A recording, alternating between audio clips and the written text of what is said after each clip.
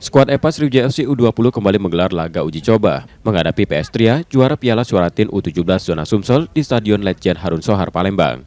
Dalam pertandingan ini, EPA Sriwijaya FC U20 tampil dominan dan mencetak 4 gol, sementara lawan hanya mampu membalas 1 gol.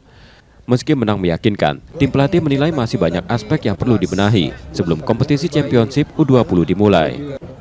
Mau dia berapapun skornya kita nggak lihat, yang penting kita lihat organisasi, terus latihan yang kita berikan berjalan nggak pada saat sparring tadi. Ada beberapa yang perlu tetap dibenahi. Dari organisasi sih, organisasi perlu kita benahi lagi.